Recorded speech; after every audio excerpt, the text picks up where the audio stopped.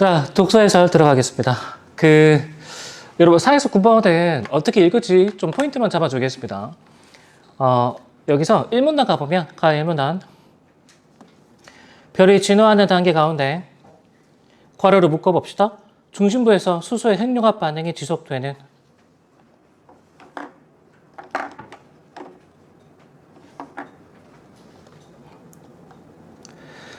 자, 그런 단계를 주계열성 단계라고 한다. 자, 그러면 생각 정리해 봅시다. 주계열성 단계를 지나치면 뭐가 종료되는 거죠? 즉, 수소의 핵융합 반응이 종료되겠죠. 근데 어디에서? 중심부에서. 맞습니까? 그러니까 별이 지난 후 단계는 어떤 위치에 집중해서 현상을 정리해 주는 게 필요한 거지? 즉, 중심부에서 일어나는 현상. 납득되나? 자, 다음에 별은 이 단계에서의 질량에 따라 끊어주고 진화의 마지막 단계에서의 모습이 결정된다. 그래서 이 문단 가보면 두 번째 줄에 밑줄 쳐봅시다. 주계열성 단계의 질량이 태양의 8배 미만인. 그리고 3문단 주계열성 단계의 질량이 태양의 8배 이상인 보이죠? 이렇게 지금 경우 나누고 있는 거죠. 됐죠? 자, 그리고 여러분, 이 문단에서 세 번째 줄, 중심부 밑줄. 그리고 또 한 줄 밑에 중심부 밑줄.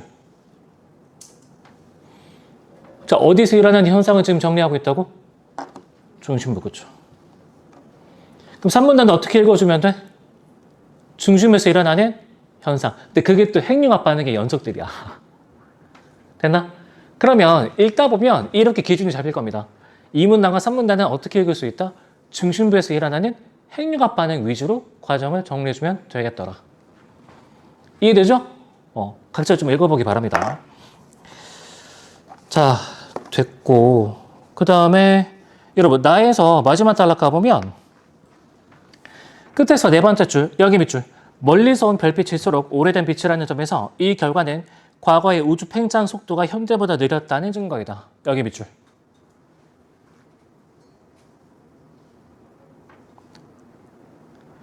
여러분, 그러면 가까운 초신성의 후퇴 속도와 멀리 있는 초신성의 후퇴 속도를 비교하는 문제가 나올 수밖에 없죠.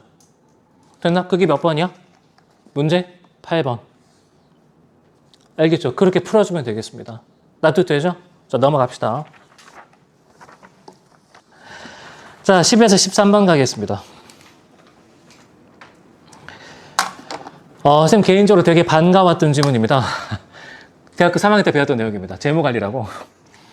자, 아무튼 이 문단 가보면 20세기 중반 밀러와 모딜리아니는 배당 정책이 주주들의 목표 수익 실현 여부에 영향을 주지 않는다는, 여러분 괄호를 묶어봐. 배당 정책이 주주의 목표 수익 실현 여부에 영향을 주지 않는다는, 괄호 닫고. 자, 그러면 여러분 A 사례에서 뭐 확인해 봐야 돼? 목표 수익의 실현 여부. 그 다음에 배당 정책이 어떻게 결정되고 있는가. 알겠죠? 그걸 확인해 봐야죠. 납득됨? 되지? 자, 계속 가겠습니다. 자, 이 이론엔 완전 자본시장을 가정하는데 끊어주고. 여러분, 그럼 여기서 두 가지 생각을 좀 떠올릴 필요가 있거든? MMU를 성립하기 위한 뭐가 서술이 될 것이다? 완전 자본시장의 전제들. 됐습니까? 그리고 바꿔 말하자면 완전 자본시장이 아니라면 뭐는 성립할 수도, 뭐는 성립하지 않을 수도? 그쵸? MMU는 성립하지 않을 수도 있다. 완전 자본시장이 아니라면. 그러니까 마지막 단락 가보면 첫 번째 줄에 뭐가 보여? 현실에서가 보이죠. 이건 무슨 뜻이야? 완전 자본시장의 가정이 성립하지 않는 세계 맞습니까? 돼? 자, 그러면 13번 갑시다. 자, 여러분 13번에 선체 2번, 3번 묶어봅시다. MM 이론에 따르면 이렇게 시작하고 있죠. 그러니까 이건 뭘 가정하고 있다는 뜻이죠? 완전 자본시장. 됐죠? 자, 그 다음에 4번, 5번 배당시도 이론에 따르면 보이죠? 얘는 뭘 가정하고 있다는 뜻이죠? 현실 세계. 보이죠? 자, 그러면 13번의 정답을 원활하게 내기 위해선 뭐의 차이점을 살펴봐야 돼? 완전 자본시장의 가정과 현실 세계. 맞습니까? 그 차이를 살펴보는 게 핵심이겠지. 납득됨? 자, 그러면 여러분 MM이론의 개념장에 따라서 A로 묶은 부분 H 쭉 잘 따라갈 수 있도록 하고, 그 다음에 완전 자본시장과 현실세계의 차이점이 뭔지 거기에 주목해서 13번 있죠. 다시 도전해 볼 수 있도록 합시다. 자, 시간은 5분 주겠습니다. 다시 읽어봅시다.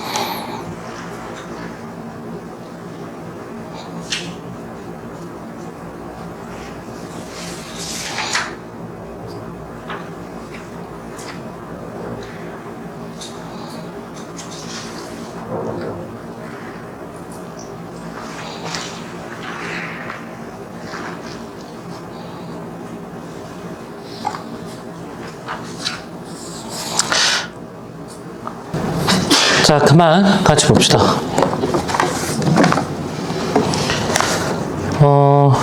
지금 우리 반 통계로는 많이 틀리진 않았네.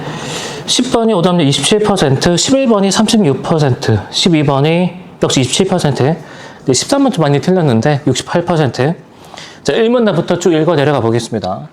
주식회사는 특정 기간에 발생한 단기 순이익 중 처분할 수 있는 이익금인 가처분 이익금이 있을 경우 일부는 주주에게 배당하고 나머지는 처분을 유보한다. 자, 이때 회사는 주주에게 지급할 총 배당금을 발행 주식수로 나누어 주당 배당액을 결정하므로 주주에게 지급되는 배당금은 각자가 보유한 주식수에 비례하게 된다. 다시, 뭐가 주식수에 비례한다고? 즉, 전체 배당금이 주당 배당액이 아니죠. 그래서 10번에 2번 삭제. 맞죠? 2번 삭제. 근데 게다가 보유한 주식수가 많은 주주일수록 지급되는 주당 배당액 좀 많이 이상하지 않아? 그죠?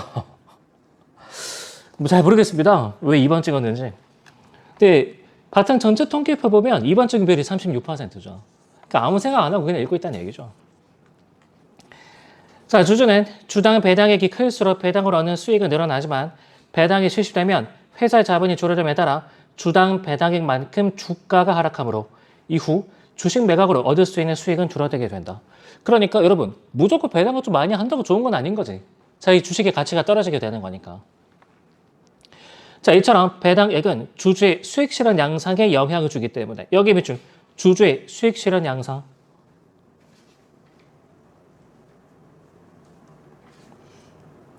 여러분, 여기서 앞문장 고려하면 주주의 수익 실현 양상을 두 가지로 파악할 수 있거든. 첫 번째는 뭐죠?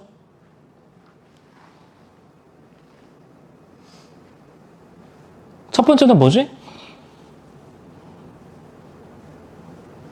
이 사람들이 진짜 1문단의 6번째 주 다시 갑시다. 주주는 주당 배당액이 클수록 배당을 얻는 수익, 그쵸? 수익이 늘어나지만 배당이 실시되면 회사의 자본이 줄어듦에 따라 주당 배당액만큼 주가가 하락하므로 이후 주식 매각을 얻을 수 있는 수익. 그죠? 자, 그러면 여기서 주주가 실현할 수 있는 수익 실현 양상은 뭐가 있죠? 두 가지. 첫 번째, 배당. 두 번째, 주식 매각. 이렇게 확인할 수 있어야 되겠죠. 근데 그 둘은 일종의 상충관계에 있지. 되죠? 자, 계속 갑시다. 자, 그래서 이를 결정하는 배당 정책은 일반적으로 회사의 경영진에 의해 신중하게 세워지며 각 시기별 주당 배당액은 배당 정책으로 제시되는 수준을 토대로 최고 의사결정 기구인 주주총회에서 최종적으로 결의가 된다. 그래서 10번에 선제 4번 지울 수 있죠. 그죠? 그리고 정답은 3번 되겠네. 배당인 만큼 주가가 빠지게 되니까. 됐죠? 주당 배당인 만큼. 자, 이 문단 갑시다. 이 문단의 세 번째 줄. MM1호는 완전 자본시장을 가정하는데 완전 자본시장은 모든 경제 주체가 시장의 모든 정보를 접근할 수 있고 끊어주고. 자, 이게 첫 번째 가정 되겠습니다. 다음에 두 번째. 개별 주체의 거래가 해당 상품의 가격에 영향을 주지 않으며 끊어주고. 문장 단위 끊어 읽으면 이게 두 번째 전제라는 걸 알 수 있죠. 다음에 상품의 구입 가격 이외에는 수수료나 세금 등의 거래 비용이 들지 않는 시장이다. 이게 세 번째 가정. 됐나? 자, 이러한 가정 하에서 MM1원이 제시하는 결론은 다음 사례를 통해 이해할 수 있다. 자, 여기 비출 MM1원이 제시하는 결론. 여러분, MM1원이 제시하는 결론이 뭐였죠? 배당 정책은 어디에 영향을 주지 않는다? 목표 수익 실현에. 됐습니까? 자, 배당 직전에 주가가 11,000원의 주식을 100주 보유한 갑의 목표 수익이 20만 원이라고 하자. 만약 주당 2,000원의 배당이 실시되면 끊어주고. 네, 여러분 뭐라 그랬어? 이것만큼 뭐가 빠진다 그랬죠? 주가가 빠진다 그랬죠. 그러니까 여기 기억에 들어갈 건 9,000원이 되겠네. 2,000원 빠지니까. 되죠? 자, 그래서 갑은 배당 수익만으로 목표 수익을 실현하는 동시에 주가는 하락하여 보유한 주식의 총 가치는 90만 원이 된다. 그쵸? 배당 수익만으로 100주니까 20만 원. 근데 주가가 2,000원 빠지니까 11,000원에서 9,000원이 될 텐데 100주 갖고 있거든. 90만 원 맞지? 됐습니까? 자, 계속 갑시다. 한편 주당 1,000원의 배당이 실시되면 끊어주고. 그러면 여러분 주가는 1,000원만큼만 빠지겠죠? 그쵸? 그러니까 여기에 니은에 들어갈 건 10,000원 되겠지. 근데 문제는 배당 수익이 10만 원밖에 안 돼. 근데 나는 얼마를 목표 수익을 실현하고 싶은 거죠? 20만 원. 그럼 나머지 10만 원 어떻게 충당해야 돼? 갖고 있는 주식 팔아야지. 자, 근데 주가가 10,000원이잖아. 10만 원 실현하고 싶으면 몇 주 팔면 되는 거죠? 10주니까 남는 주식은 90주가 되겠죠. 그러면 10,000원 곱하기 90주니까 남아있는 주식의 총 가치는 90만 원. 그쵸? 그러면 얘는 100 곱하기 9,000이고 얘는 10,000 곱하기 90이긴 하지만 어쨌든 주식의 가치는 90만 원으로 동일하죠. 그럼 여러분, 얘는 왜 여기에 영향을 주지 않는 거지? 차이가 나면 뭘로 메꾸면 되는 거니까? 그쵸? 얘로 바꾸면 되는 거니까. 그리고 얘를 뭐라고 표현하고 있는 거죠? 질문에서? 자가배당. 맞습니까? 이렇게 구별하고 있는 거지. 그래서 11번의 정답은 4번 되겠습니다. 주전엔 목표 수익을 실현하는 과정에서 자기 배당에 의해 주가가 하락한다는 사실을 고려한다. 아니죠. 여기서는 주가가 하락하지 않아. 얘 때문에 하락하는 거지. 됐나? 배당 정책 때문에 하락하게 되는 거죠. 11번에 4번 정답. 그리고 5번 자가 배당을 통해 목표 수익을 실현한 후 보유한 주식의 총 가치는 배당만으로 목표 수익을 실현한 후의 경우와 같다. 그쵸? 곱하면 90만 원. 곱하면 90만 원이었으니까. 이것도 확인할 수 있죠. 되지? 자, 그 다음 단락 가겠습니다. 이처럼 완전 자본 시장에서 주주는 거래 비용 없이 주식을 매각할 수 있기 때문에 실제 배당 정책과 무관하게 마치 스스로 배당금을 결정하는 것과 같은 효과를 얻을 수가 있다. 이에 완전 자본 시장에서 목표 수익 실현을 위한 주주의 주식 매각을 자가 배당이라고 한다.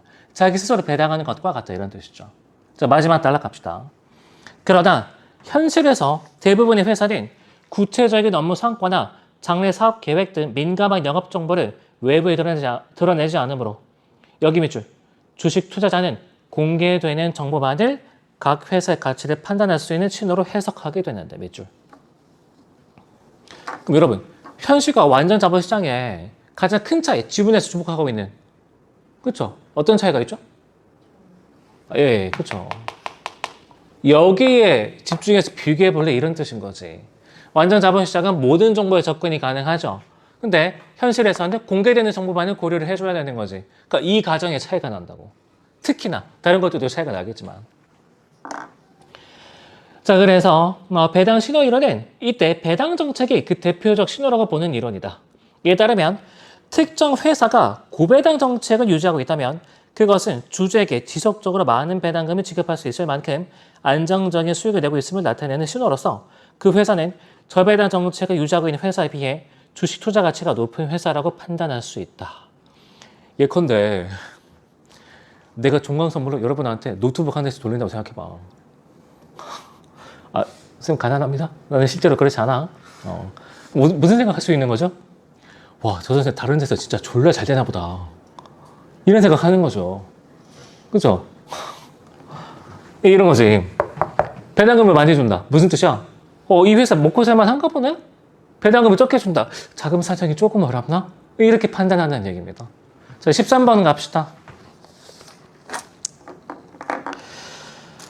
자, 단기 가처분 이익금이 동일한 두 회사 A와 B는 기존의 배당 정책대로 각각 가처분 이익금의 90%와 60%에 대한 처분을 유보하기로 결의하고 그러니까 배당하는 건 10%, 배당하는 건 40% 이런 얘기죠. 그리고 보기 뒷부분에 가면 고와 저를 나누는 기준은 30%죠. 따라서 A 회사는 저배당 정책, 그 다음에 B 회사가 고배당 정책 맞습니까? 되죠? 자, 선지 2번부터 갑시다. M&B론에 따르면 완전 자본시장인 경우 주식 투자자는 투자와 관련하여 두 회사의 사업적 전망까지 다 고려할 수 있죠. 2번 삭제. 다음에 선지 4번. 배당 신호 이론에 따르면 각 회사가 미래 사업과 관련된 정보를 노출하지 않는다면 주식 투자자는 당연히 어디를 더 수익성이 높은 기업이라고 생각을 할까? 배당을 많이 해주는 B 회사라고 생각하겠죠. 됐죠? 4번 정답. 다음에 선지 5번 가보면 배당 신호 이론에 따르면 각 회사가 미래 사업과 관련된 정보를 노출하지 않는다면 알 수 있는 건 뭐밖에 없어? 이거밖에 없다니까? 그쵸? 그러니까 뭐가 됐든 간에 누가 더 수익이 높은 기업이라고 생각을 할까? A와 B 중에 B겠죠. 그래서 5번 삭제. 이해돼? 됐죠? 근데 만약에 M&B 이론에 따랐다면 결과는 달라졌겠지. 됐나? 고려할 수 있는 정보의 가지수가 늘어나게 되는 거니까. 자, 그러면 넘어갑시다. 여러분 아마 그 14에서 17번은 약간 마지막 단락 전까지는 여러분에게 힐링이 되지 않았을까? 그죠? 근데 마지막 단락에서 도대체 구성주의가 뭐에 대해서 반박을 하려고 하는 건지 이해하기가 좀 쉽지가 않죠. 그렇죠? 여러분 이럴 때일수록 글이 튕길 때 뭐부터 다시 잡아줘야 돼? 그래? 주어수로. 알겠죠? 주어수로부터 잡아줘야 돼. 글이 튕길수록. 여러분 여기 봐봐. 또한 구성주의자들은 여기 어떤 대상이 실제한다는 뭐? 과학적 사실은 그 대상의 실체에 대한 관찰이나 실험을 통해서만 밝힐 수 있다. 그러니까 다시 구성주의자들은 뭘 밝힐 수 있다고? 과학적 사실을 밝힐 수 있다고. 보이죠? 과학적 사실을 밝힐 수 있다고. 그게 자기들의 관점이지 뭐에 집중하는 게 아니야? 대상의 실제에 대해서 논하고 싶은 게 아니라고. 이해됨? 그러니까 과학적 사실이 밝혀지기 전이라고 하더라도 대상의 실제가 부정된다라고 주장하지는 않는다. 이런 뜻이겠죠. 납득됨? 알겠죠? 그래서 과학적 사실하고 대상의 실제 이걸 구별해 줘야 돼. 마지막 단락에서. 문장 또박또박 읽어줘야 되는 거죠. 내가 한 거 이거밖에 없잖아. 수식 없고 묶어주고 과학적 사실을 밝힐 수가 없다. 됩니까? 근데 여러분 어떻게 쓸 거냐면 글 읽을 때 뭔 내용이지? 근데 그러면 주어수로 차분히 끊어가면서 이거 생각하지 않고 또 그냥 문장을 통으로 읽거든. 자꾸 튕기는 거지. 뭔가 실증주의 과학 철학자들이 비판했는데 뭘 반박하고 있는 거지? 알 수가 없네? 뒤에 네 문제 다 고통이야. 그렇게 접근하면. 다 고통이라고. 자, 그러면 여러분 이 사문단 있죠? 사문단 내용 고려해서 어딜 다시 풀어보냐면 15번하고 16번이죠? 이 두 문제 다시 풀어봅시다. 시간 4분 주겠습니다. 4분 시작.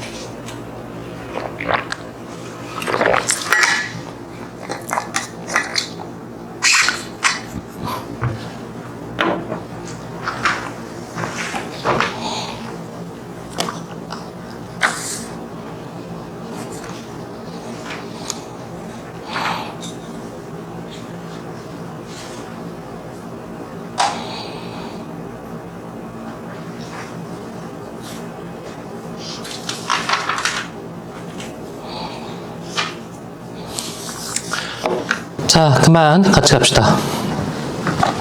자, 여러분, 구성주 입장은 과학자들과 기록장치의 상호작용에 의해서 과학적 사실이 결정된다는 거죠. 대상이 실제가 아니고. 맞습니까? 그러니까 대상이 실제 하더라도 상호작용이 제대로 안 되면 그 실체성이 밝혀질 수가 없다. 이런 입장인 거지. 실제 자체를 부정하고 있는 게 아니죠. 됐지? 자, 근데 이때 기록장치와 왜 상호작용을 해줘야 돼? 이 문란의 내용에 따르면 인간이 직접 관찰할 수 없는 사례가 많기 때문에. 그죠? 이거 읽어주면 15번의 정답 4번이죠. 연구인이 직접 확인한 현상 안 되지. 그죠? 여러분 잘 생각해봐. 만약에 연구인이 직접 확인한 현상이라고 한다면 얘 굳이 필요 없잖아. 그죠? 수기로 작성해도 되는 거지. 자, 그 다음에 15번의 선주 5번 별표. 여러분, 이거 두 개 구별을 해야 된다, 맞습니까? 맞죠? 그래서 15번에 선주 5번을 제일 많이 찍었는데, 이거 무슨 뜻이야? 마지막 단락에서 이거 두 개 실패했다는 뜻이죠. 알겠죠? 이 내용 그대로 얘기하고 있으니까. 다음에 16번 갑시다. 자, 윗글에 기억력 및 보기의 디귿을 비교하여 이해한 내용으로 가장 적절한 것은 보기 가보면 과학 철학 분야에서 사회 구성주의는 과학적 사실이 과학자들 간의 사회적 상호작용을 통해 구성된다고 보는 관점이다. 대표적으로 토마스 쿤에 따르면 과학자들의 관찰은 자신이 속한 과학 공동체의 사회화되는 과정에서 공유하게 된 일종의 신념체계, 즉 패러다임의 영향을 받는다. 근데 여기 몇 줄? 이에 과학자들의 관찰은 대체로 기존 과학적 사실을 지지하는 결과를 도출한다. 그러니까 뒤집기가 쉽지가 않은 거죠. 그 대표적인 예시가 바로 천동설인 거지. 됐나? 자, 그러면 2번 정답인데 니은과 달리 기억과 디귿은 물리적 실제 이외의 요소가 과학적 사실을 구성하는 요인으로 작용한다고 생각한다. 그쵸? 상호작용, 그 다음에 상호작용. 뭐랑 상호작용하느냐라는 건 좀 다른 얘기지만. 됐나? 그래서 2번 정답이고, 다음에 선제 3번 가보면 디귿과 달리 기억과 니은은 과학자와 실험장치의 상호작용을 통해. 아니죠. 여기서 얘는 빠져야 돼. 얘는 상호작용이 다른 과학자야. 다른 과학자. 그 대상이. 3번 삭제. 그 다음에 4번 가보면 디귿에 비해 기억과 니은은 기존에 알려진 과학적 사실이 쉽게 변할 수 있다고 생각하는 경향이 강하다. 이렇게 위치 바꿔줘야 되겠죠. 됐죠? 보기에 따르면 과학자들의 관찰이 대체로 기존 과학적 사실을 지지하는 결과를 도출한다. 이렇게 얘기했으니까. 신념체계에 따라서. 됐지? 그러니까 결국 뭐가 관건이었다? 예. 이 문장의 독해가 관건이었다. 그러니까 여러분 다시 한번 생각해 줘야 돼. 그러니까 놀랍고 신기한 그런 방법 물론 있을 수 있죠. 근데 결국에 이 문장 뚫어내는 기본적인 태도가 뭐였지? 주어, 수로, 수식어구. 그 다음에 의미 정리. 기본에 집중하자고. 기본에. 알겠죠? 멋지게 읽지 않아도 됩니다. 뭐 화려하게 연결해서 이어붙이고 안 그래도 돼. 대부분 현장에서 이 질문 받을 때 선생님 이 부분이 이해가 안 됩니다. 그럼 나는 어떨 때가 되게 많냐? 1문단부터 다시 봅니다. 그리고 해당 대목을 천천히 다시 읽어줘. 그 중에 절반은 선생님 해결됐어요 하고 갑니다. 그러니까 문장을 너무 급하게 통으로 읽고 있다는 뜻이죠. 알겠죠? 그러니까 이렇게 얘기하면 또 반박이 들어오는데 선생님 그러면 시간이 느리잖아. 계속 해봐. 그럼 신경 쓰지 않아도 주어, 수로 생각하면서 의식하면서 글 읽게 돼 있어. 그러니까 느리다는 생각하지 말고 이 글이 막힐 때마다 그렇게 읽어주면 현장에서 자연스럽게 주어, 수로 단위로 끊어 읽어가면서 정보 정리하게 돼 있다니까. 무슨 말인지 이해됐죠? 자, 오늘 해서 여기까지 하겠습니다. 고생 많았습니다.